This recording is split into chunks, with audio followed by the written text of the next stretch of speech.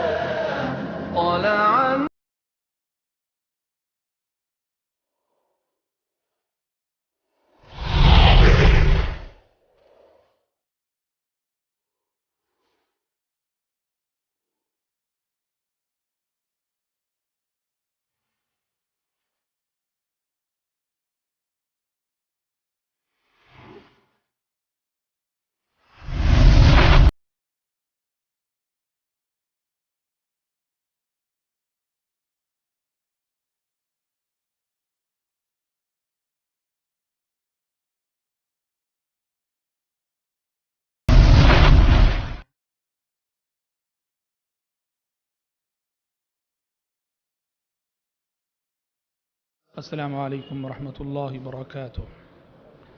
ان الحمد للہ نحمده ونستعینه ونستغفره ونعوذ باللہ من شرور انفسنا ومن سیئات اعمالنا من يهده الله فلا مضل له ومن يضلل فلا هادي له واشهد ان لا اله الا الله وحده لا شريك له واشهد ان محمدا عبده ورسوله يا أيها الذين آمنوا اتقوا الله حق تقاته ولا تموتن إلا وأنتم مسلمون يا أيها الناس اتقوا ربكم الذي خلقكم من نفس واحدة وخلق منها زوجها وبث منهما رجالا كثيرا ونساء واتقوا الله الذي تساءلون به والأرحام إن الله كان عليكم رقيبا يا أيها الذين آمنوا اتقوا الله وقولوا قولا سديدا يصلح لكم أعمالكم ويغفر لكم ذنوبكم ومن يطع الله ورسوله فقد فاز فوزا عظيما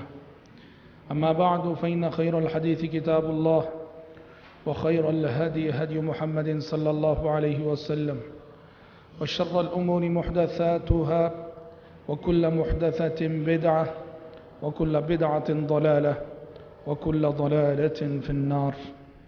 أعوذ بالله السميع العليم من الشيطان الرجيم من همزه ونفخه ونفسه وعلى الثلاثة الذين خلفوا حتى إذا ضاقت عليهم الأرض بما رحبت وضاقت عليهم أنفسهم وظنوا أن لا ملجأ من الله إلا إليه ثم تاب عليهم ليتوبوا إن الله هو التواب الرحيم۔ اللہ تعالیٰ کا بے انتہا شکر و احسان ہے کہ الحمدللہ اس کے فضل سے، اس کی توفیق سے دروس سیرت کا یہ سلسلہ تقریباً نصف مہینے سے زائد کی مدت سے چل رہا ہے، اور ہم نبی کریم صلی اللہ علیہ وسلم کی مکی زندگی کو ختم کر کے آپ صلی اللہ علیہ وسلم کی مدنی زندگی کے حالات کو سن رہے ہیں، سنا رہے ہیں۔ اور جیسے کہ بتایا گیا تھا کہ مدنی زندگی جو آپ صلی اللہ علیہ وسلم کی تھی وہ زیادہ تر جنگوں میں گزری، اور ہم نے کہا کہ ان جنگوں میں بڑے دروس ہیں، بڑے سبق ہیں، بڑی عبرتیں ہیں، اسی لیے جو عہد نبوت کی مشہور جنگیں تھیں اس پر جو ہے روشنی ڈالی جا رہی ہے۔ آج کا ہمارا درس انشاءاللہ تعالی غزوہ تبوک سے متعلق ہوگا۔ یہ غزوہ نبی کریم صلی اللہ علیہ وسلم کا آخری غزوہ تھا۔ پیارے نبی نے جن جنگوں میں شرکت کی اس میں سے آخری جنگ تھی یہ، جو سن 9 ہجری میں ہوئی تھی یہ جنگ۔ اس کے بعد آپ صلی اللہ علیہ وسلم کسی جنگ میں شریک نہیں ہوئے تھے، اور جنگ کے اعتبار سے اگر دیکھیں تو اس میں کوئی لڑائی نہ ہوئی، جنگ نہ ہوئی، گئے ضرور تھے، مقابلہ نہیں ہوا، لیکن اس لڑائی سے متعلق جو سفر جاتے ہوئے ہوا، جو سفر آتے ہوئے ہوا، اس لڑائی سے متعلق کئی ایک ایسے واقعات جڑے ہوئے ہیں کہ جن واقعات نے اس غزوے کو بڑی اہمیت عطا کی ہے۔ تو آج انشاءاللہ تعالی انہی حالات اور انہی واقعات پر روشنی ڈالی جائے گی۔ دیکھیے، غزوہ تبوک، یہاں کرسچن اور جو رومی لوگ تھے وہ مسلمانوں کا ٹارگٹ تھے۔ کل کے درس میں ہم بتا چکے کہ جس وقت رومیوں نے نبی کریم صلی اللہ علیہ وسلم کے سفیر حضرت حارث بن عمیر الازدی رضی اللہ عنہ کو شہید کیا، تو پیارے نبی نے ان کا انتقام لینے کے لیے موتا نامی مقام پر ایک سریہ روانہ کیا، جس کی تفصیلات کل کے درس میں بتائی گئیں۔ تو سریہ موتا میں پہلی مرتبہ مسلمانوں نے کرسچنوں کو فیس کیا، رومیوں کو فیس کیا۔ اس سریہ کے بعد یہ ہوا کہ شاہ روم کا بادشاہ ہرقل وہ پلاننگ کرنے لگا کہ مسلمان اتنی طاقت میں آ گئے کہ ہم پہ حملہ کرنے لگے۔ وہ اپنی جگہ یہ سوچنے لگا، یہ تدبیر کرنے لگا کہ کسی طرح سے مدینے پہ حملہ کر دینا چاہیے۔ اور پیارے نبی کو مسلسل خبریں آ رہی تھیں، خبریں مل رہی تھیں کہ روم کا بادشاہ ہرقل مسلمانوں پر، مدینے پر حملہ کرنے کی تیاری کر رہا ہے۔ اور پورے مدینے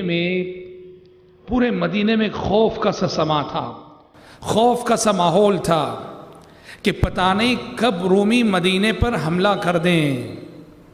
اور اس ماحول کا اندازہ اس واقعے سے کیجئے، انہی دنوں ایک واقعہ یہ ہوا کہ نبی کریم صلی اللہ علیہ وسلم امہات المومنین سے، اپنی بیویوں سے ناراض ہو کر آپ 1 مہینے کے لیے اپنی بیویوں سے الگ ہو گئے۔ ایلا کر لیا آپ سے، قسم کھا لیا آپ صلی اللہ علیہ وسلم نے کہ میں 1 مہینہ تمہارے نزدیک نہیں آؤں گا۔ ازدواجی زندگی، میاں بیوی کی زندگی میں ایسے حالات ہو جاتے ہیں۔ جب پیارے نبی کی ازدواجی زندگی، امہات المومنین کی پاکیزہ زندگیاں، ان میں جب ایسے حالات آئے ہیں تو کوئی بچ نہیں سکتا، کوئی جوڑا بچ نہیں سکتا ہے۔ پیارے نبی نے قسم کھا لی کہ 1 مہینے کے لیے میں تمہارے قریب نہیں آؤں گا۔ عمر بن خطاب رضی اللہ عنہ کہتے ہیں، میرے ایک ساتھی جو انصاری تھے، وہ مجھے خبر دینے کے لیے، حضرت عمر کو اس کی خبر نہ تھی کہ پیارے نبی نے اپنی بیویوں سے قریب نہ ہونے کی قسم کھا لی 1 مہینے کے لیے۔ حضرت عمر کے انصاری ساتھی حضرت عمر کو خبر دینے کے لیے گئے اور دستک دی، دستک دے کے کہا کہ عمر بہت بڑی بات ہو گئی آج، بہت بڑی بات ہو گئی آج۔ حضرت عمر کہتے ہیں جیسے ہی میں نے سنا بہت بڑی بات ہو گئی آج، تو میں نے پوچھا کیا رومی حملہ کر گئے مدینے پر؟ کیا رومی مدینے پر حملہ کر گئے؟ اس سے سمجھا جا سکتا ہے کہ اس وقت مدینے میں کیسا خوف کا ماحول تھا۔ انصاری نے آ کے کہا کہ ایک بڑی بات ہو گئی، تو حضرت عمر کا ذہن فوراً اس طرف گیا کہ شاید رومی مدینے پر حملہ کر گئے۔ تب انصاری صحابی نے کہا کہ نہیں، رومی حملہ نہیں کیے، مسئلہ یہ ہوا کہ پیارے نبی امہات المومنین اور ازواج مطہرات سے قریب نہ ہونے کی آپ نے قسم کھا لی، ایلا کر۔ بڑا مشہور واقعہ ہے وہ۔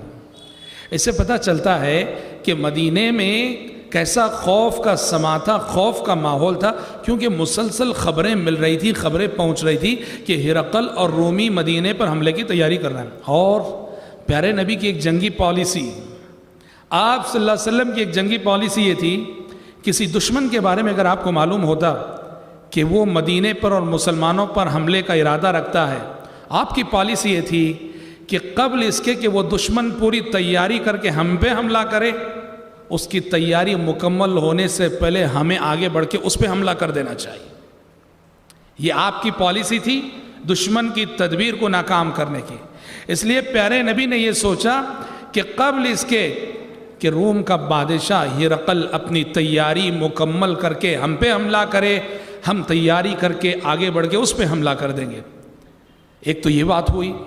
دوسری بات انہی دن یہ ہوئی، مدینے کے منافق، اور اس میں خصوصاً ایک تھا ابو عامر الفاسق، اس کا نام تھا، اس نے مدینے میں ایک مسجد بنائی، مسجد زرار کے نام سے، اور مسجد کا ٹارگٹ کیا تھا؟ جو اندرونی طور پہ شاہ روم ہرقل سے انہوں نے رابطہ کیا تھا، تعلقات قائم کیے تھے، اسے ابھارا تھا، اکسایا تھا کہ مدینے پہ حملہ کر دو، ہم تمہارا ساتھ دیں گے۔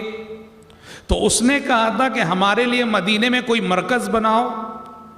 تو اللہ اور اللہ کے رسول کے دشمنوں کو پناہ دینے کے لیے منافقوں نے مسجد بنائی جسے مسجد ضرار کہا جاتا ہے، اور اپنی پلاننگ کو، اپنے ٹارگٹس کو چھپا کر پیارے نبی کی خدمت میں آ کے کہنے لگے مسجد نبوی آنے جانے میں کافی دشواری ہے اللہ کے نبی، اس لیے ہم نے ایک مسجد یہاں بنائی ہے، ہماری درخواست ہے، ہماری ریکویسٹ ہے کہ ذرا آ کے ایک مرتبہ نماز پڑھ دیں آپ۔ اور ان کا ارادہ یہ تھا کہ اگر پیارے نبی ایک مرتبہ نماز پڑھ جائیں گے اس مسجد میں، اس مسجد کو ایک سند مل جائے گی کہ واقعتاً یہ ایتھینٹک مسجد ہے، اس لیے کہ اللہ کے نبی نے یہاں نماز پڑھی ہے۔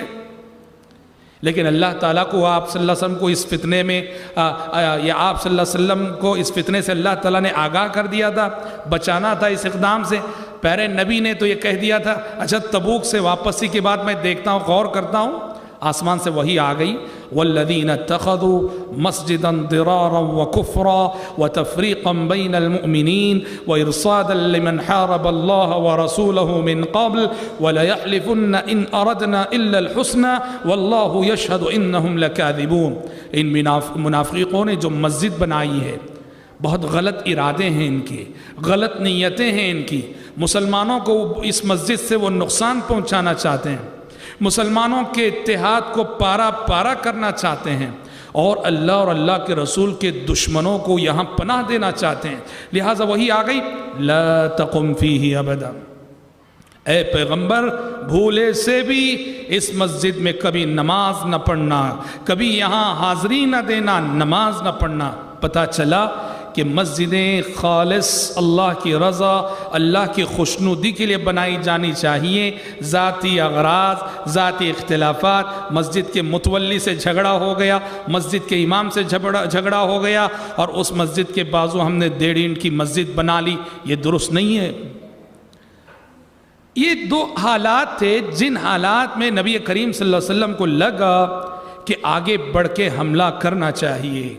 پیارے نبی نے تیاری شروع کی، اور اتنا بڑا لشکر اور اتنی بڑی فوج تیار ہوئی، تقریباً 30,000 کا لشکر تھا، 30,000 کی فوج تھی اس غزوے میں، اس لیے کہ سریہ موتا میں اندازہ ہو گیا تھا مسلمان صرف 3,000 تھے، اور 3,000 کے مقابلے میں رومی 2 لاکھ آئے تھے۔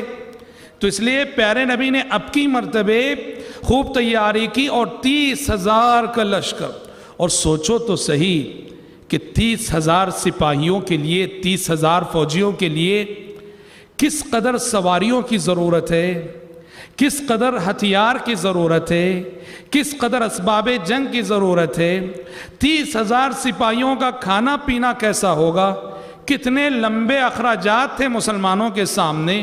اللہ اکبر۔ یاد رکھنا کہ دولت اسلام کے لیے، اسلام کی ترقی کے لیے مال کی بہت ضرورت ہوتی ہے، مال کی بہت ضرورت ہوتی ہے۔ امت کے مالدار ہر دور اور ہر زمانے میں اللہ نے جن لوگوں کو دولت بھی دی اور دل بھی دیا، اللہ کے ان بندوں کے مال اور اللہ کے ان بندوں کی دولت سے ہمیشہ سے دین آگے بڑھا ہے۔ اور پیارے نبی نے اس وقت اعلان کیا، 30,000 سپاہیوں کا مسئلہ ہے، آپ نے اعلان کیا من جہز جیش العسرۃ فلہ الجنہ، 30,000 سپاہیوں کا مسئلہ ہے۔ آپ نے فرمایا جو شخص آج ہماری اس فوج کو، ہمارے اس لشکر کو مسلح کرے، تیار کرے، اس فوج کی تیاری میں مدد دے، فلہ الجنہ، میں اس کو جنت کی ضمانت دیتا ہوں۔ مال کو ایسا نہیں کہ شریعت ہمیشہ مال کی مذمت کرتی ہے، مالدار کی برائی کرتی، ہرگز نہیں۔ اللہ اکبر۔ مال غلط ہاتھوں میں چلا جائے، مال کا غلط استعمال ہو تو انسان مذمت کے قابل ہوتا ہے۔ مال اچھے ہاتھوں میں ہو تو اللہ اکبر، یہ بہت بڑی نعمت ہے۔ جب ایک حدیث میں پیارے نبی فرماتے ہیں نعم المال الصالح للرجل الصالح، نیک انسان کے ہاتھ میں اگر پیسہ ہو، نیک انسان کے ہاتھ میں اگر دولت ہو تو یہ اللہ تعالیٰ کا بہت بڑا انعام ہے جو اللہ نے اسے زندگی میں دے رکھا ہے۔ اب اس وقت ضرورت تھی ایسے مالداروں کی جو اپنا ہاتھ کھولیں، اپنا دل کھولیں، اپنا جیب کھولیں۔ آپ نے کہا من جہز جیش العسرۃ فلہ الجنہ، کون ہے جو آج اپنی دولت لٹائے، اپنا مال خرچ کرے اللہ کے راستے میں، اس کے بدلے میں اسے جنت کی ضمانت دیتا ہوں۔ حضرات یہی وہ موقع تھا جس موقع کے حوالے سے آپ نے بارہا وہ حدیث سنی ہے اور بارہا وہ واقعہ سنا ہے کہ ابو بکر صدیق رضی اللہ عنہ گھر میں جو کچھ تھا سب سمیٹ لائے۔ عمر بن خطاب تو آدھا لے کر آئے اور وہ سمجھ رہے تھے کہ شاید آج میں سب سے سبقت کر جاؤں گا، پر ابو بکر صدیق رضی اللہ عنہ گھر میں جو کچھ تھا سب سمیٹ لائے اور اللہ کے نبی کی خدمت میں رکھ دیا۔ اور پیارے نبی کے پوچھنے پر وہ مشہور جواب انہوں نے دیا تھا کہ گھر والوں کے لیے کیا چھوڑ آئے ہو، بیوی بچوں کے لیے کیا چھوڑ آئے ہو؟ ابو بکر صدیق نے کہا تھا گھر والوں کے لیے، بیوی بچوں کے لیے اللہ اور اس کے رسول کو چھوڑ آیا ہوں۔ رضی اللہ عنہ وارضا۔ ابو بکر کے اس صدقے کی، ابو بکر کے اس جذبہ انفاق اور ابو بکر کے اس خرچ کے معیار کی تعریف کرتے ہوئے رب العالمین نے اسی لیے سورۃ اللیل میں مکی زندگی ہی میں ابو بکر کی تعریف میں یہ آیتیں نازل کر دی تھی فَأَمَّا مَنْ أَعْطَى وَاتَّقَى وَصَدَّقَ بِالْحُسْنَى فَسَنُيَسِّرُهُ لِلْيُسْرَى۔ اور حضرات یہی وہ موقع تھا جب داماد رسول عثمان بن عفان رضی اللہ عنہ حالات کی نزاکت کو دیکھتے ہوئے ان کا پورا ایک قافلہ، تجارتی قافلہ جس میں 200 سے زائد اونٹ تھے، 200 سے زائد اونٹ تھے۔ ایک اونٹ کی حیثیت کو سمجھنا ہو، ایک اونٹ جیسے یہ کار ہو آج ہماری، 200 اونٹ، اور وہ بھی سامان سے لدے ہوئے، اسباب غذا سے لدے ہوئے، سامان سفر سے لدے ہوئے 200 اونٹ۔ عثمان بن عفان رضی اللہ عنہ نے وہ اونٹ اللہ کے لیے، اس جنگ کے لیے وقف کر دیے۔ اتنا ہی نہیں، یعنی نبی کریم صلی اللہ علیہ وسلم کی خدمت میں درہم و دینار کا ڈھیر لا کے انہوں نے رکھ دیا، اور نبی کریم صلی اللہ علیہ وسلم عثمان بن عفان رضی اللہ عنہ کے جذبہ انفاق سے پیارے نبی نے اس کی اتنی قدر کی کہ آپ صلی اللہ علیہ وسلم عثمان بن عفان رضی اللہ عنہ کے لا کر دیے 1000 دینار اس کو آپ الٹتے جاتے تھے، ایک ہاتھ سے دوسرے ہاتھ میں کیے جا رہے تھے، صحابہ سامنے تھے اور فرمائے جا رہے تھے ما ضربنا عفان ما عمل بعد هذا اليوم، کہ آج کے بعد عثمان بن عفان نے آج اللہ کے راستے میں خرچ کر کے اتنی بڑی نیکی کر لی ہے، آج کے بعد عثمان بن عفان جو کرنا ہے کر لے، اب جنت میں جانے سے انہیں کوئی چیز روک نہیں سکتی۔ حضرات یہ وہ صحابہ ہیں جنہوں نے اپنی دولت سے، اپنے پیسے سے 12 جنت کی بشارت نبی کی زبانی سنی۔ اور جب آپ صلی اللہ علیہ وسلم مدینہ آئے تھے، مدینے میں میٹھے پانی کا مسئلہ تھا، میٹھا پانی نہیں تھا۔ ایک یہودی کے پاس کنواں تھا، وہ کیا کر رہا تھا، پیسہ لے لے کے مسلمانوں کو بیچ رہا تھا میٹھا پانی۔ پانی پیسے پہ ملے تو سوچو کتنا بڑا مسئلہ ہے۔ اس وقت بھی پیارے نبی نے کہا تھا کون ہے جو اس کنویں کو خریدے اور اللہ کے لیے وقف کرے مسلمانوں کے نام پر، میں اسے جنت کی ضمانت دیتا ہوں۔ تو داماد رسول عثمان بن عفان رضی اللہ عنہ نے اپنے مال اور اپنی دولت کے ذریعے سے اس وقت بھی نیکی کر کے جنت کا سرٹیفکیٹ نبی کی زبانی حاصل کیا تھا کہ اپنے پیسے سے اس کنویں کو خریدا اور اللہ کے راستے میں وقف کر دیا، اور اس وقت بھی پیارے نبی نے انہیں جنت کی بشارت سنائی تھی۔ تو حضرات اگر اللہ نے آپ کو مال دیا ہے، دولت دی ہے، اس مال اور دولت کو نعمت سمجھو، بہت بڑی نعمت ہے، بہت بڑا انعام ہے۔ شرط یہ ہے اللہ کے راستے میں، دین کے راستے میں، غریبوں کے لیے، مجبوروں کے لیے، رشتہ داروں کے لیے، دین کے راستے میں، مسجدوں کے لیے، مدارس کے لیے آپ خرچ کریں۔ بہرحال جیش العسرہ کے لیے غزوہ تبوک کی تیاری کے حوالے سے جن صحابہ کو جو ملا انہوں نے خرچ کیا۔ اور حضرات یہ ایسا موقع تھا، غزوہ تبوک کی جنگ ایسے موقع پہ پیش آئی تھی کہ بڑے چیلنجز تھے اس وقت۔ کیا چیلنجز؟ ایک تو سخت گرمی کا موسم، سخت گرمی پڑ رہی تھی، اور مکہ مدینہ کی گرمی آپ جانتے ہیں آج بھی کتنا، وہاں کی گرمی بھی کتنی سخت ہوتی ہے اور سردی بھی کتنی سخت۔ غزوہ تبوک، سخت گرمی کا موسم، اور سخت گرمی کے موسم میں سفر بھی بڑا لمبا، تبوک تک جانا بہت بڑی آزمائش۔ اور اس سے بڑی بات یہ ہے مکے میں کھجور کی فصلیں تیار کھڑی تھی، بس فصلیں کاٹنے کی دیر تھی۔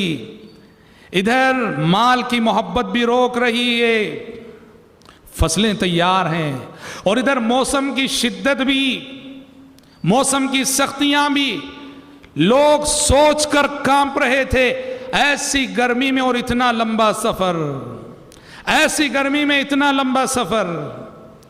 اور یاد رکھنا اللہ اکبر کہ ایسے ہی موقعوں پر ایمان والوں کے ایمان کا امتحان ہوتا ہے، اور ایسے ہی مشکل گھڑیوں میں منافقوں کا نفاق کھل کے سامنے آ جاتا ہے۔ رب العالمین جب کبھی ٹیسٹ کرتا ہے اپنے بندے کو، مختلف انداز ہوتے ہیں اس کے ٹیسٹ کرنے کے، امتحان لینے کے۔ یا رب العالمین نے امتحان لیا، موسم کی گرمی اور لمبی مسافت اور ادھر فصلیں تیار، سب کچھ چھوڑ کے اللہ کے لیے جانا تھا۔ اللہ اکبر، اس موقع سے منافقین کا نفاق کھل کے سامنے۔ منافقین نے طے کر لیا کہ جنگ میں شریک نہیں ہونا ہے، جھوٹے موٹے عذر ڈھونڈنے لگے، کیا عذر پیش کر کے بہانہ کر کے بیٹھے رہے اپنے گھر میں۔ ایک تو خود پیچھے رہنے کی پلاننگ کر رہے تھے، اور دوسرے خود صحابہ کے حوصلے پست کرنے کی کوشش کر رہے تھے۔ قرآن مجید کے الفاظ میں فرح المخلفون بمقعدهم خلاف رسول الله وكرهوا أن يجاهدوا بأموالهم وأنفسهم في سبيل الله وقالوا لا تنفروا في الحر قل نار جهنم أشد حرا لو كانوا يفقهون۔ قرآن کہتا ہے یہ منافق نبی کو چھوڑ کر اور جنگ سے پیچھے رہ کر گھروں میں بیٹھ کر خوش ہونا چاہتے ہیں، اور دوسرے لوگوں کے حوصلے پست کرتے ہوئے کہتے ہیں لا تنفروا فی الحر، بڑی گرمی ہے، بڑی گرمی ہے، گرمی میں باہر نہ نکلو۔ قل نار جہنم اشد حرا، اے پیغمبر ان منافقوں سے کہہ دو جو موسم کی گرمی کو دیکھ کر جہاد میں قدم بڑھانے سے جہاد سے پیچھے ہٹ رہے ہیں کہ جہنم کی گرمی کا تمہارے پاس کیا حل ہے۔ اس گرمی کو اگر برداشت نہیں کرو گے تو جہنم کی گرمی کو تمہیں برداشت کرنا پڑے گا۔ قل نار جہنم اشد حرا لو كانوا يفقهون فليضحكوا قليلا وليبكوا كثيرا۔ انہوں نے ایسی حرکت کی ہے کہ اب باقی زندگی میں انہیں روتے رہنا چاہیے اور انہیں ہنسنے کا حق نہیں پہنچتا ہے۔ منافقین کا نفاق سامنے آ گیا، وہ رہنے کی اور بیٹھے رہنے کی پلاننگ کر رہا۔ اور دیکھو اللہ اکبر، منافق اور مومن یہی فرق ہوتا ہے۔ جس موقع سے منافقین پیچھے رہنے کی پلاننگ کر رہے تھے، ایسے موقع سے جو صادق الایمان اللہ کے کچھ سچے بندے، کچھ صحابہ، غریب صحابہ، نادار صحابہ، مجبور صحابہ، جن کے گھر میں، جن کے پاس کچھ نہیں تھا، پیارے نبی کی خدمت میں آئے، آ کے درخواست کی، کہا اللہ کے نبی آپ تبوک جا رہے ہیں، ہمارے پاس تیاری کرنے کے لیے نہ پیسہ ہے، نہ دولت ہے، ہمارے پاس نہ ہتھیار ہیں، ہمارے پاس نہ سواری ہے، ہم آپ سے یہ درخواست کرنے آئے، یہ ریکویسٹ کرنے آئے ہیں کہ آپ للہ ہمارے لیے ذرا انتظام کر دیجئے، کوئی سواری کا انتظام کر دیجئے، ہتھیار کا انتظام کر دیجئے کہ ہم بھی آپ کے ساتھ چل سکیں۔ پیارے نبی نے کہا کہ میرے صحابہ تم غریب ہو، نادار ہو، تم غریب ہو، نادار ہو، تم معذور ہو، کیونکہ میرے پاس بھی اتنا پیسہ نہیں ہے کہ میں تمہیں سواری دے سکوں، میرے پاس بھی اتنا پیسہ نہیں ہے کہ میں تمہیں ہتھیار دے سکوں، لہٰذا جاؤ، اللہ کے پاس تمہاری کوئی پکڑ نہیں ہے، تمہاری غربت کی وجہ سے تم اس جنگ میں شرکت سے معذور ہو، کوئی بات نہیں، مدینے ہی میں رہو، ہم جا کر آئیں گے۔ قرآن مجید کہتا ہے تولوا واعینہم تفیض من الدمع حزنا الا یجدوا ما ينفقون۔ یہ صحابہ کا، غریب صحابہ کا گروپ اللہ کے نبی کے پاس سے لوٹا، زارو قطار روتے ہوئے لوٹے۔ اللہ اکبر، کہ نیکی کا موقع ہاتھ سے جا رہا ہے، پیسہ نہ ہونے کی وجہ سے یہ عظیم نیکی ہم نہیں کر پا رہے ہیں، پیسہ نہ ہونے کی وجہ سے ہم جنگ میں شریک نہیں ہو سک رہے، آنسو بہاتے ہوئے لوٹے، اور اللہ کے نزدیک ان کے آنسو اتنے مقبول ہوئے۔ پیارے نبی جب تبوک چلے گئے، تبوک سے واپسی میں آپ نے ان غریب اور مجبور صحابہ کو یاد کرتے ہوئے اپنے ساتھ موجود صحابہ سے کہا تھا ان بالمدینۃ لرجالا ما سرتم مسیرۃ ولا قطعتم وادیا الا كانوا معکم. آپ نے کہا اپنے ساتھ موجود صحابہ سے کہا کہ اے میرے صحابہ، تمہارے کچھ ساتھی ہیں جو ہیں تو مدینے میں، تمہارے کچھ ساتھی ہیں جو ہیں تو مدینے میں، مگر اجر و ثواب کے اعتبار سے وہ قدم بقدم تمہارے ساتھ شریک ہیں. صحابہ نے پوچھا وہ کیوں اور کون لوگ ہیں اللہ کے نبی؟ آپ نے کہا حبسہم العذر، یہ وہ میرے غریب صحابہ ہیں جو غربت کے عذر کی وجہ سے جنگ میں شریک نہ ہو سکے، جبکہ ان کی سچی نیتیں تھیں، سچے ارادے تھے. پتہ چلا مومن کی نیت بھی مستقل عمل ہے، مومن کی نیت بھی مستقل عمل ہے. آپ سچا ارادہ کرو، سچی نیت کرو کسی بھی نیک کام کی، بعد میں اس کام کو کرنے کا موقع ملے نہ ملے لیکن سچی نیت کا اجر و ثواب لکھ دیا جاتا ہے. مومن کی نیت مستقل عمل ہے. وہ مدینے میں رہ کر نہ وہ قدم بڑھائے، نہ انہوں نے جہاد کیا، نہ وہ مدینے سے نکلے، لیکن مدینے میں رہ کر تبوک تک جو صحابہ جا کر آئے انہوں نے جتنا ثواب پایا یہ اپنی حسن نیت اور نیک ارادوں کی وجہ سے اس اجر و ثواب سے یہ نوازے گئے. سیرت کی کتابوں میں صحابہ کے اس گروپ کو نام دیا گیا، ٹائٹل دیا گیا البکاؤن، رونے والے صحابہ. نیکی کا موقع نہ ملنے کی وجہ سے روئے تھے، یہ خرچ کرنے کی طاقت نہ ہونے کی وجہ سے روئے تھے. البکاؤن کے نام سے سیرت کی کتابوں میں اس گروپ کا صحابہ کی تذکرہ موجود ہے رضی اللہ عنہ اجمعین. حضرات، پیارے نبی کا معمول تھا کسی بھی جنگ میں آپ نکلتے مدینے کا کنٹرول کسی صحابی کے حوالے کر کے جاتے اور اپنے مصلی پر کہا کہ میرے آنے تک مسجد نبوی میں میرے مصلی پر امام بن کے تم نماز پڑھانا. اور یہ ذمہ داری اس موقع سے آپ نے اپنے ایک اور داماد علی بن ابی طالب رضی اللہ عنہ کو دی. اور علی بن ابی طالب رضی اللہ عنہ ان کی خواہش تو یہ تھی، وہ نبی کے ساتھ جانا چاہ رہے تھے، وہ بھی جنگ میں شریک ہونا چاہ رہے تھے. پھر نبی نے حضرت علی سے کہا اما ترضى ان تكون منی بمنزلة ہارون من موسیٰ، کہا کہ علی کیا تم نہیں چاہتے کہ آج تم وہی رول ادا کرو جو رول کے ہارون علیہ السلام نے موسیٰ علیہ السلام کے طور پر جانے کے بعد ادا کیا تھا.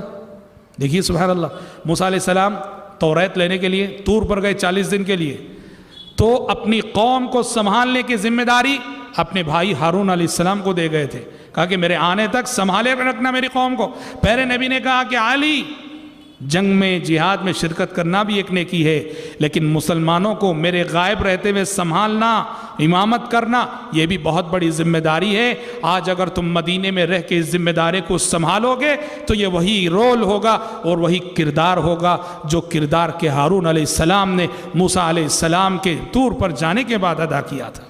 پتہ چلا کہ ہر شعبے زندگی میں جہاں بھی دینی ناحیے سے جس خدمت کی ضرورت ہوتی ہے ہمیں تیار رہنا چاہیے اس خدمت کے لیے. ضروری نہیں کہ ہم جو چاہتے ہیں وہ کام ہمیں مل کر رہے، ہم جو شعبہ چاہتے ہیں وہ شعبہ ہمیں مل کر رہے.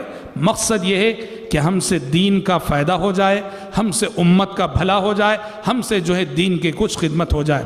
حضرات، پیارے نبی مدینے سے نکلے صلوات اللہ وسلم، اور جیسے ہم نے کہا 30,000 کا لشکر، پورے عہد نبوت میں اتنا بڑا لشکر کبھی نہیں تھا. 30,000 کی فوج. اور صورتحال کیا تھی جانتے ہیں؟ سواریوں کی اتنی قلت تھی اس گرمی کے موسم میں 18 صحابہ کے پاس ایک اونٹ، باری باری ایک صحابی اس اونٹ پہ بیٹھتے تھے. ایک اونٹ سے 18 صحابہ جڑے ہوئے. تھوڑی دور وہ صحابی بیٹھتے، پھر وہ اترتے، دوسرے بیٹھتے تھوڑی دور، پھر وہ اترتے، پھر تیسرے بیٹھتے. اس طرح بلا مبالغہ سفر کا اکثر حصہ پیدل طے ہوا ہے. صحابہ کا لائف اسٹائل ہی ایسا تھا کہ اللہ اکبر، انہیں کسی ورزش کی، کسی کثرت کی ضرورت نہیں تھی. آج ہم آرام کے ایئر کنڈیشن کمروں میں بیٹھے ہوئے محنت نہیں کرتے ہیں، نتیجے میں آج ہمیں ریاضی سے ورزش کی اور ریاضت کی اس کی ضرورت، ورنہ بہت ساری بیماریاں آنے کا خوف. صحابہ کا لائف اسٹائل سوچو تو صحیح، ایسی گرمی میں اور سینکڑوں میل جو انسان سفر کرتا ہو، اللہ اکبر. صحت کے اعتبار سے بھی یہ سفر کتنا مبارک سفر ہوتا، اور آخرت کے اعتبار سے تو ہے ہی، آخرت کے اعتبار سے تو قدم قدم پہ. تو 18 صحابہ ایک ایک اونٹ پر.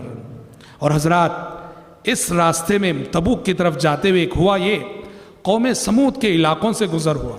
قوم سمود آپ جانتے ہیں مدائن صالح، اور جسے العلا کہا جاتا ہے، آج وہ سعودی عرب میں آج وہ علاقہ آتا ہے. قوم سمود کے علاقوں سے صحابہ کا گزر ہوا.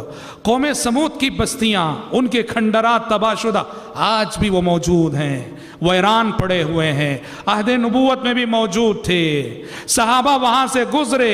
وہاں جو کنواں تھا، قرآن مجید قوم سمود کا جہاں ذکر کرتا ہے وہ یہ کنویں کا ذکر کرتا ہے. یہ کنواں تھا، اس میں پانی تھا. صالح علیہ السلام کی اونٹنی اس سے پانی پیتی تھی، قوم کی اونٹنیاں پانی پیتی تھیں. عہد نبوت میں صحابہ کا گزر جب وہاں سے ہوا، صحابہ نے وہاں سے پانی لے لیا پینے کے لیے، وضو کرنے کے لیے. اس پانی سے آٹا گوندھ لیا. پیارے نبی کو پتہ چلا تو آپ نے سختی کے ساتھ منع کیا. کہا کہ معذب قوم ہے یہ، اللہ کا عذاب اس قوم پہ نازل ہوا تھا.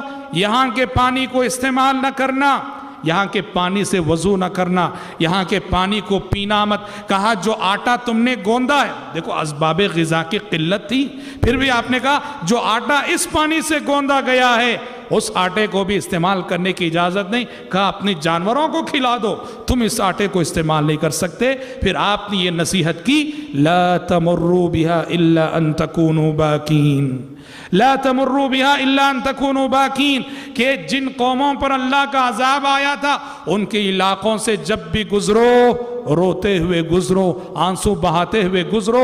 کہ انسان جب اللہ کی نافرمانی کرے اس زمین پر رہ کر، آخرت سے پہلے اللہ کی پکڑ اس زمین پر آ سکتی ہے. تو اس طرح صحابہ کرام رضوان اللہ علیہم اجمعین کو آپ صلی اللہ علیہ وسلم نے منع کر دیا. حضرات راستے میں ہوا ہے کہ صحابی رسول ابو ذر غفاری رضی اللہ عنہ وہ نبی کریم صلی اللہ علیہ وسلم کے ساتھ فوج کے ساتھ چل رہے تھے. بہت زیادہ سامان تھا، ان کی سواری آہستہ چل رہی تھی. نتیجے میں وہ فوج سے کافی پیچھے ہو گئے. اللہ کے نبی فوج کے ساتھ کافی آگے بڑھ گئے، یہاں تک کہ ابو ذر غفاری بہت پیچھے ہو گئے. تو انہوں نے کیا کیا، اپنی سواری کو چھوڑ ہی دیا. سارا لگیج جو کچھ تھا اٹھایا، اپنی پیٹھ پہ لاد لیا، اور پیٹھ پہ لاد کے چلتے ہوئے اکیلے نبی کریم صلی اللہ علیہ وسلم کا قافلہ جس سمت گیا ہے اس سمت جانے لگے. پیارے نبی بہت دور جا کے پڑاؤ کیے ہوئے تھے، صحابہ بھی پڑاؤ کیے ہوئے تھے. صحابہ نے پیارے نبی سے کہا، ظاہر بات ہے صحرائی صحرا تھا، میل میل تک زمین نظر آتی تھی، درخت نہ تھے، اتار چڑھاؤ بہت کم تھا. صحابہ نے کہا اللہ کے نبی وہ دیکھیے وہ کوئی انسانی شبیہ آتی نظر آ رہی ہے. تو پیارے نبی نے کہا کن ابا ذر، کن ابا ذر، اے آنے والے تم ابو ذر ہو جاؤ.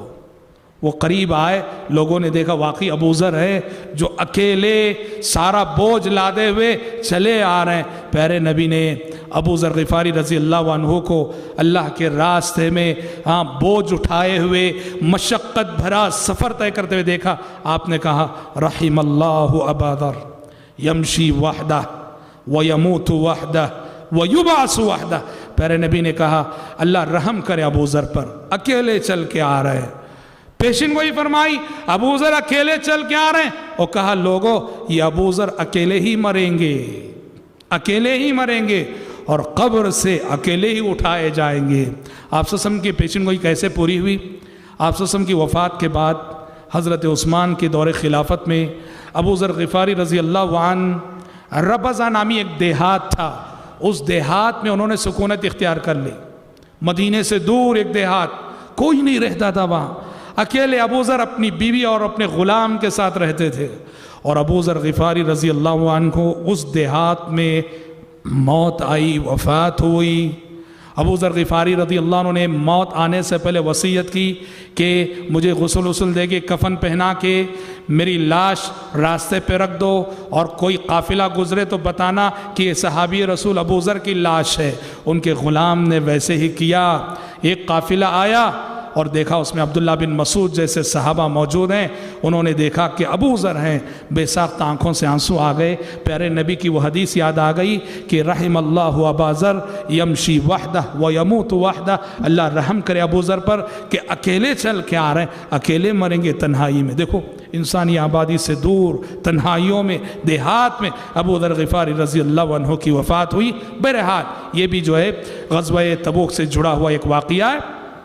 پیارے نبی تبوک گئے اور تبوک جانے کا فائدہ, دیکھیے ہم نے کہا نا پیارے نبی کی پالیسی یہ تھی, کسی دشمن کے بارے میں یہ انفارمیشن ملتا کہ وہ حملے کی تیاری کر رہا ہے تو قبل اس کے کہ وہ اپنی تیاری مکمل کر کے ہم پہ حملہ کرے, ہم کو اس پہ آگے بڑھ کے حملہ کر دینا چاہیے. پیارے نبی نے یہ جو پالیسی اختیار کی اس کا نتیجہ یہ ہوا, اللہ نے ہرقل جو روم کا بادشاہ تھا اس کے دل میں رعب ڈال دیا.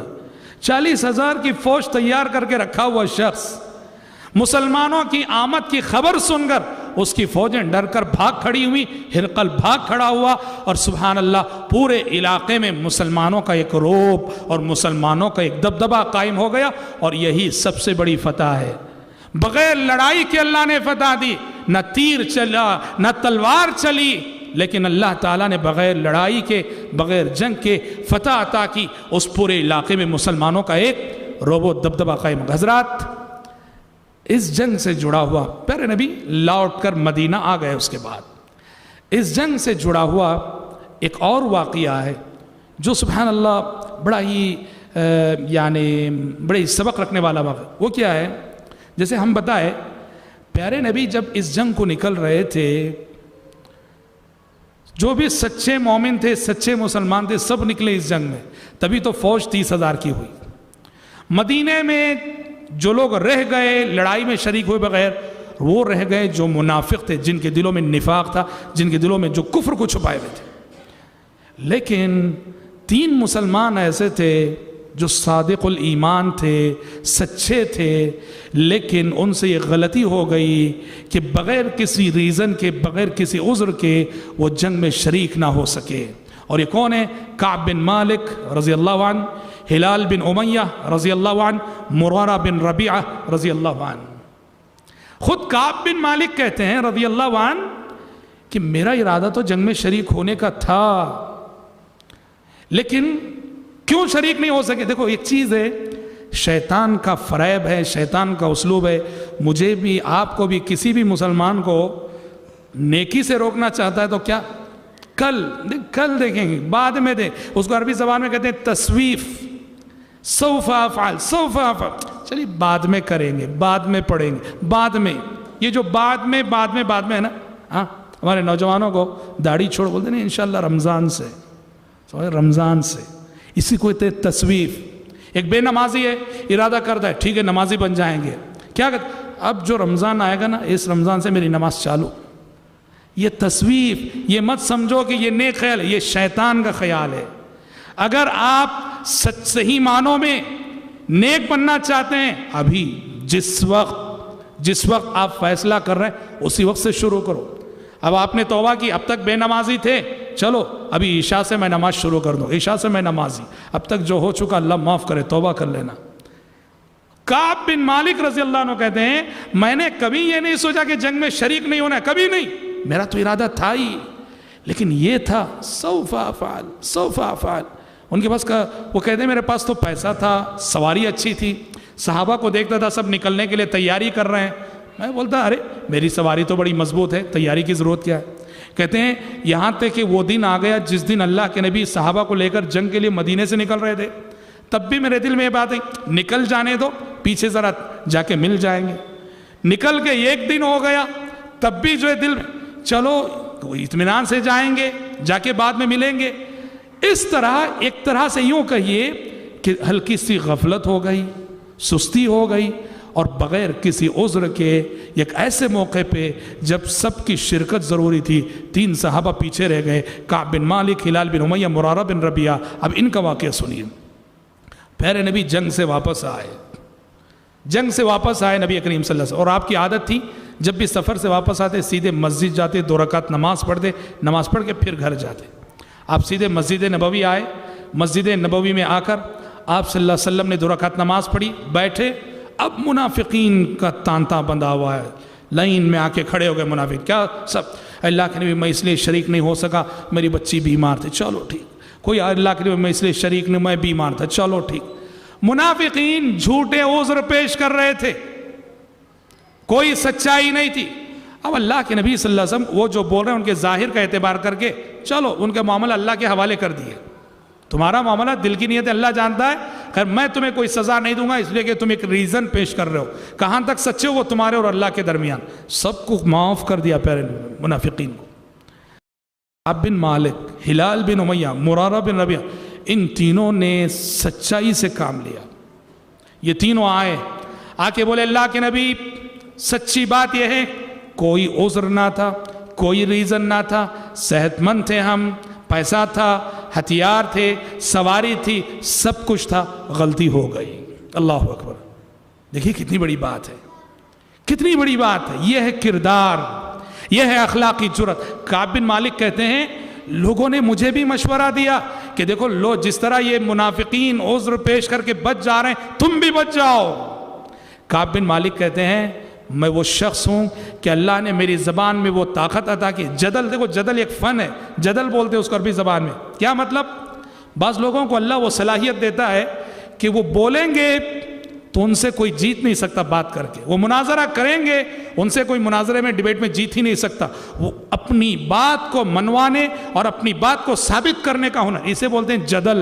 اور کعب بن مالک کہتے ہیں وہ جدل کی طاقت اللہ نے مجھے بھی دے رکھی دی، میں سامنے والے سے جو منوانا چاہوں منوا سکتا ہوں، میں چاہتا تو میں اتنے عذر پیش کر سکتا تھا، میرا یہ پرابلم تھا وہ پرابلم تھا، لیکن میں نے یہ طے کیا کہ جو بھی ہو جائے سچ کہوں گا۔ سچ کہا تینوں نے، سمجھ رہے ہیں، سچ کہنے کی وجہ سے آزمائش آ گئی ان پر۔ کہا کہ پیارے نبی نے کہا ایسی بات ہے چلو جب تک تمہارا فیصلہ آسمان سے نہیں آ جاتا، اللہ کی جانب سے تمہارا فیصلہ نہیں ہو جاتا، اس وقت تک اب مدینے میں کوئی تم سے بات نہیں کرے گا، سزا ملی۔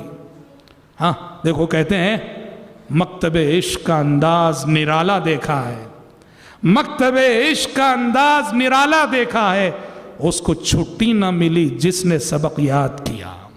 یہی مطلب جو منافقین تھے، منافقین جھوٹ موٹ بول کے بچ گئے، دنیاوی سزا سے بچ گئے، مگر ان کے نصیب میں آخرت کی سزا ہے۔ اور انہوں نے جو سچ کہا، انہوں نے سچ کہا اور سچ کہنے کی وجہ سے آفت آئی، اس کو چھٹی نہ ملی جس نے سبق یاد کیا۔ پورے مدینے میں پیارے نبی نے اعلان کر دیا ان تین لوگوں سے کوئی بولے گا نہیں، ان تین لوگوں سے کوئی بات کرے گا نہیں۔ پورا مدینہ، اس پورے شہر مدینہ میں ان تینوں صحابہ سے کوئی بات کرنے والا نہیں، کوئی گفتگو کرنے والا نہیں۔ اور اللہ اکبر، کتنے دن میرے بھائی؟ 40 دن۔ اور جس پہ یہ گزرے وہی جان سکتا ہے کہ کیا گزرتی ہے، کوئی بات کرنے والا نہ ہو جی۔ 40 دن گزرے، کوئی ان سے بولنے والا نہیں، کوئی ان سے بات کرنے والا نہیں۔ حضرت کعب بن مالک رضی اللہ عنہ کہتے ہیں میرے چچا زاد، دیکھو عربوں میں مشکل وقت میں سب سے زیادہ کام آنے والا ابن العم ہوتا، ابن العم چچا زاد بھائی کو بولتے ہیں۔ عرب کے کلچر میں چچا زاد بھائی مشکل وقت میں سب سے زیادہ کام آنے والا۔ حضرت کعب بن مالک کہتے ہیں کہ کوئی مجھ سے مدینے میں میں چلتا تھا، پھرتا تھا، گھومتا تھا، کوئی بات کرنے والا نہیں، کوئی نہیں۔ میرے چچا زاد بھائی ابو قتادہ، میں نے سلام کیا، السلام علیکم، جواب نہیں دیا، بہت رنج ہو گیا۔ حدیثوں میں جو آتا ہے کہ 3 دن سے زیادہ بات نہیں چھوڑنا چاہیے۔ یہ کب؟ یہ میرا اور آپ کا کوئی ذاتی معاملہ ہو گیا، خاندانی معاملات میں لڑائی ہو گئی، جھگڑا ہو گیا، ذاتی معاملات میں جو اختلاف پیدا ہو جاتا ہے، یہاں 3 دن سے زیادہ بات نہیں چھوڑنا، بات کر لینا، سلام تو کر لینا کم از کم۔ لیکن اگر دین کا کوئی دینی معاملہ ہو، کوئی شرعی ریزن ہو، شرعی ریزن کی بنا 3 دن سے زیادہ بات چھوڑی جا سکتی ہے۔ سمجھ رہے ہیں کہ نہیں؟ ہاں، جیسے آپ کا کوئی، ایک چھوٹی سی مثال، کسی کا کوئی بچہ ہے، لڑکا ہے، نماز نہیں پڑھ رہا ہے، بار بار سمجھانے سے نماز نہیں پڑھ رہا ہے، اب آپ اس کی تربیت کے لیے کہہ کر اس کے میں سے بات نہیں کروں گا، جب تک یہ نماز نہ پڑھے میں بات نہیں کروں گا۔ آپ کو اجازت ہے یہاں 3 دن سے زیادہ بھی اسے بات چھوڑ سکتے ہیں، مقصد تربیت ہے، شرعی ریزن ہے۔ تو پیارے نبی نے حکم دے دیا کوئی بات نہ کرے، کوئی بات کرنے والا نہیں پورے مدینے میں۔ جی ہاں، یہیں سے اہل علم نے یہ اصول لیا ہے بات کے ادوار میں کہ جو بدعتی ہوتا ہے اس کو سدھارنے، اس کی بدعت کو روکنے کا ایک ذریعہ یہ ہے کہ اس سے ترک تعلقات کیا جائے۔ بہرحال حضرت کعب بن مالک رضی اللہ عنہ کہتے ہیں میں مسجد نبوی کو آتا اور آ کر نماز پڑھتے ہوئے کھڑا رہتا، اللہ کے نبی مجھے دیکھ رہے ہوتے، میری جانب اللہ کے نبی نماز پڑھ کے سلام پھیرنے کے بعد مجھے دیکھ رہے ہوتے، اور جیسے ہی میری نظر اللہ کے نبی کی طرف جاتی اللہ کے نبی فوراً اپنی نظر پھیر لیتے۔ بہرحال 40 دن گزر گئے، کیا گزری ہوگی، اور امتحان کے اندر امتحان دیکھو کتنا بڑا امتحان۔ یہ خبر مدینے کے اطراف سب مشہور ہو گئی، پھیل گئی کہ نبی کریم صلی اللہ علیہ وسلم نے کعب بن مالک، ہلال بن امیہ، مرارہ بن ربیعہ، ان تینوں کا بائیکاٹ کر رکھا ہے، کوئی ان سے بات نہیں کر رہا۔ اور کعب بن مالک کوئی معمولی صحابی نہیں، یہ مدینے میں بہت اونچا مقام رکھنے والے صحابی، غسان کا بادشاہ جو کرسچن بادشاہ تھا اس کو خبر ہو گئی، اس نے موقع کو غنیمت جانا، اور موقع کو غنیمت جان کر اس نے کعب بن مالک کے پاس ایک لیٹر بھیجا، اپنا ایک قاصد بھیجا، اس کے ساتھ ایک خط دے کر بھیجا اور کہا کہ جاؤ کعب بن مالک کو دے دو۔ وہ لے کر آیا خط، آ کر وہ جو غسان کے بادشاہ کا، کرسچن بادشاہ کا قاصد مدینے کی مارکیٹ میں پوچھنے لگا، لوگوں کعب بن مالک کون ہے، کعب بن مالک کہاں ہیں؟ تو لوگوں نے اشارہ کیا دیکھو وہ شخص۔ کعب بن مالک کہتے ہیں میں مدینے کی مارکیٹ سے اس وقت خاموشی سے گزر رہا تھا، کئی لوگوں نے میری جانب اشارہ کیا کہ کعب بن مالک وہ ہے۔ وہ قاصد آیا، آ کر اس نے وہ لیٹر تھمایا۔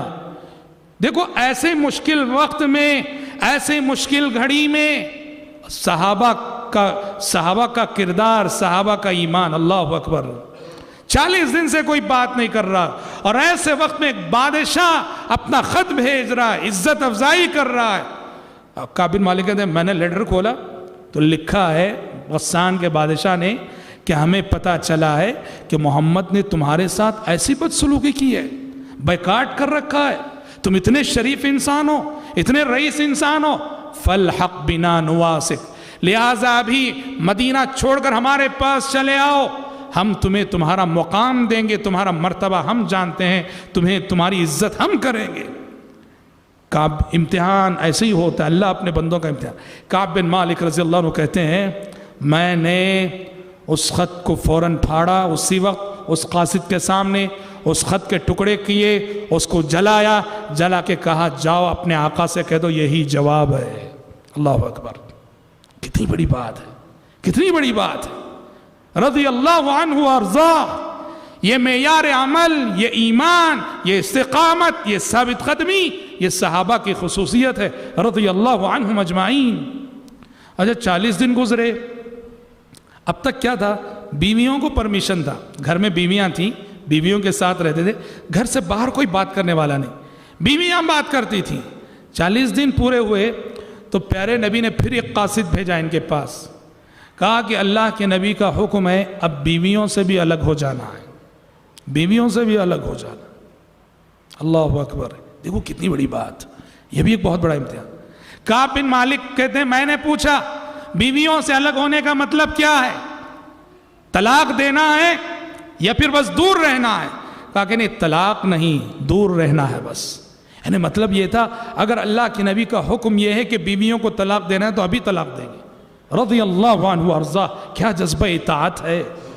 تو قاصد نے کہا کہ نہیں، طلاق دینے کی بات نہیں، یہ جو اب تک بیویوں سے ملنے جلنے گفتگو کا پرمیشن تھا، اب 40 دن بعد وہ بھی ختم، اب بیویوں سے بھی قریب نہیں ہونا، بات بھی نہیں کرنا ہے۔ اللہ اکبر، اب تک تو کم از کم بیویاں گھر میں بات کر رہی تھی، اب وہ بھی ختم۔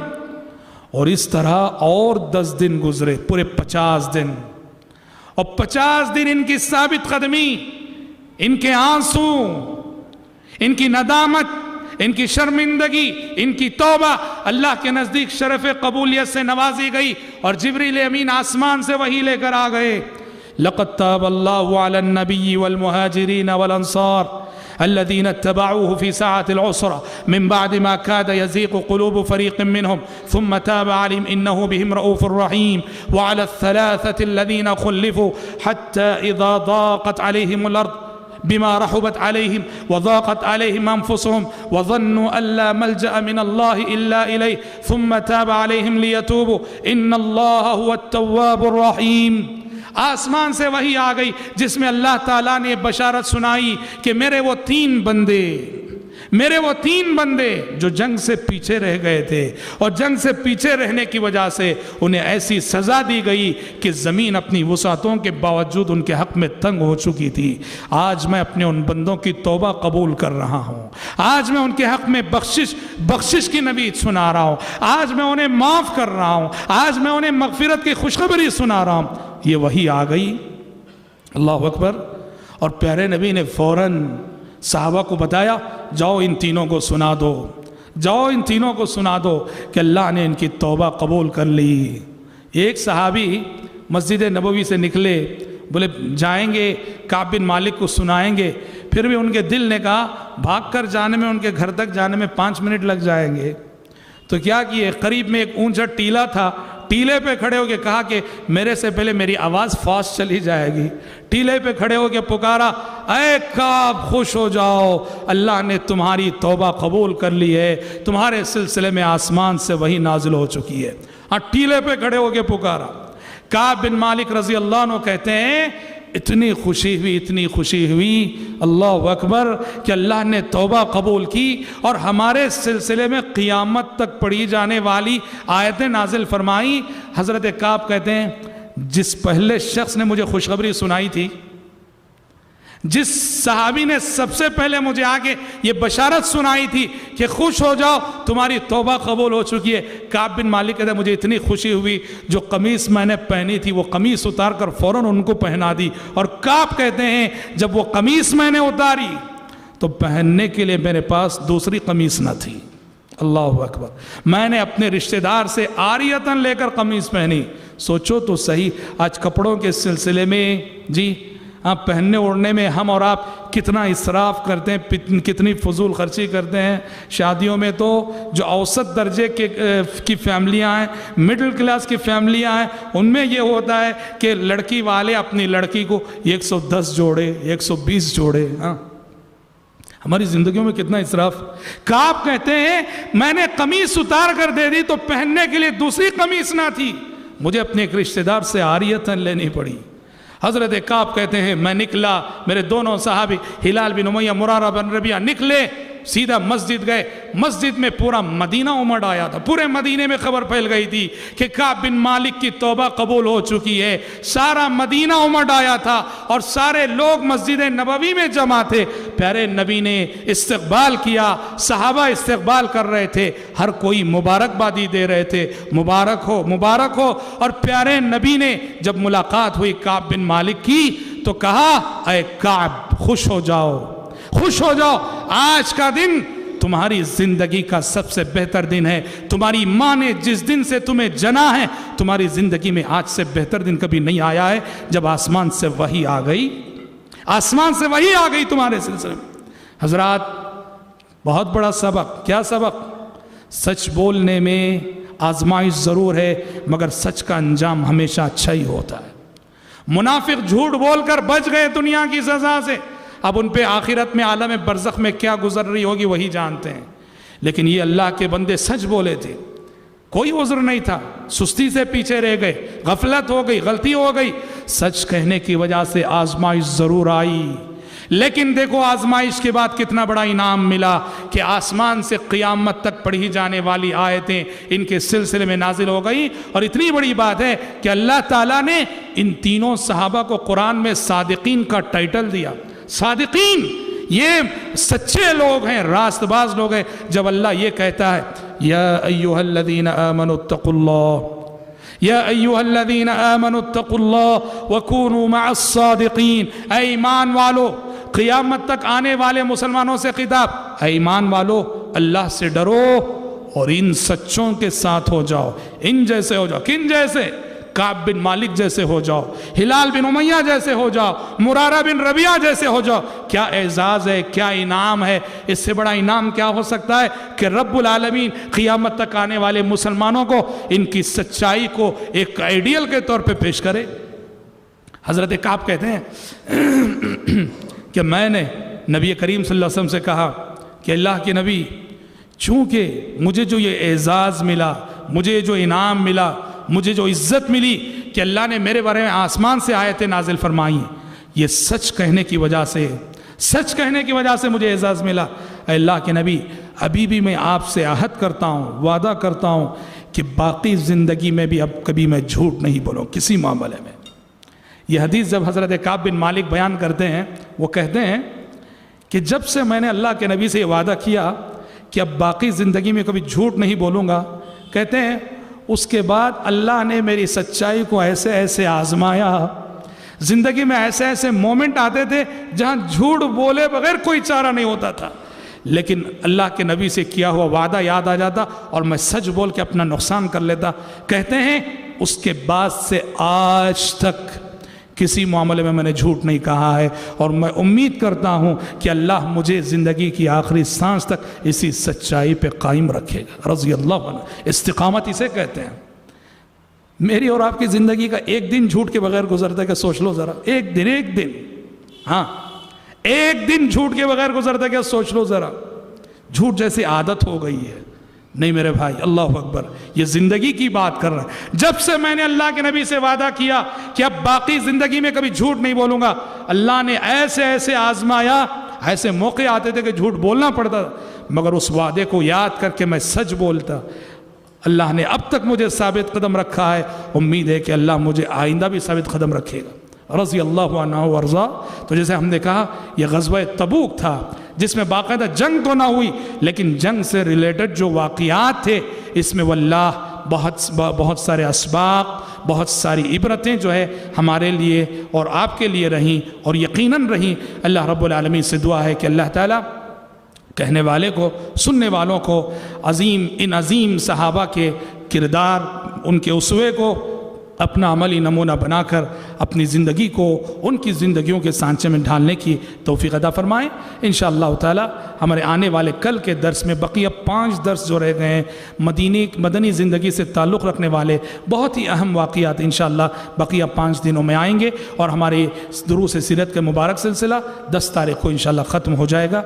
रब्बुल आलमीन हम सब के आप सब के मिल बैठने और जमा होने को शरफ़ क़बूलियत से नवाज़े। आमीन। व आखिरु दावाना अनिल हम्दुलिल्लाहि रब्बिल आलमीन।